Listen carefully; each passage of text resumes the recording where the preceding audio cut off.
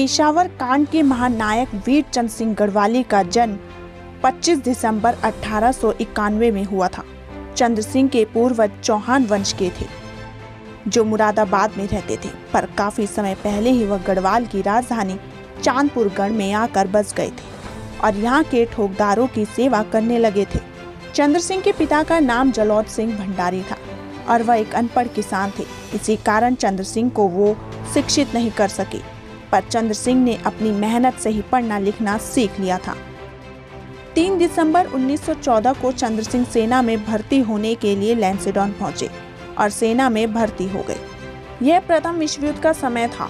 1 अगस्त 1915 में चंद्र सिंह को अन्य गढ़वाली सैनिकों के साथ अंग्रेजों द्वारा फ्रांस भेज दिया गया, जहां से वे 1 फरवरी 1916 को वापस लैंसेडॉन आ गए।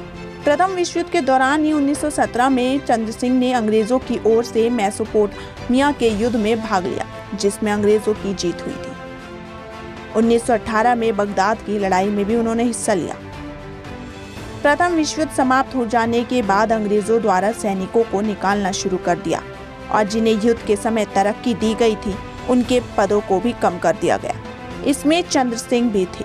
इन्हें भी हवलदार से सैनिक बना दिया गया था, जिस कारण इन्होंने सेना को छोड़ने का मन बना लिया, पर उच्च अधिकारियों द्वारा इन्हें समझाया गया कि इनकी तरक्की का ख्याल रखा जाएगा और इन्हें कुछ समय का अवकाश भी दे दिया। इसी दौरान चंद्र सिंह महात्मा गांधी के संपर्क में आए।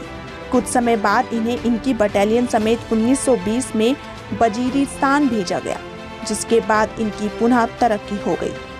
वहां से वापस आने के बाद इनका ज्यादा समय आर्य समाज के कार्यकर्ताओं के साथ बीता और इनके अंदर स्वदेश प्रेम का जज्बा पैदा हो गया।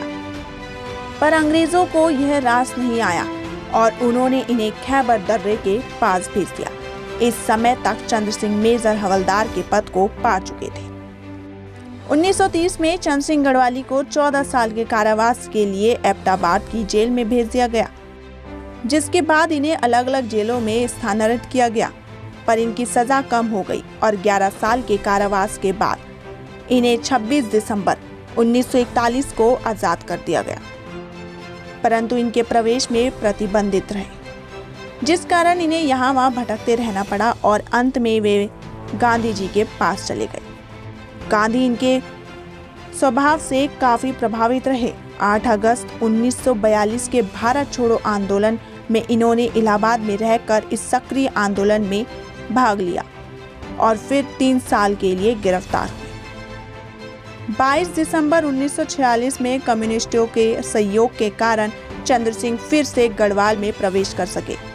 1967 में इन्होंने कम्युनिस्ट के उम्मीदवार के रूप में चुनाव लड़ा, पर उसमें इन्हें सफलता नहीं मिली।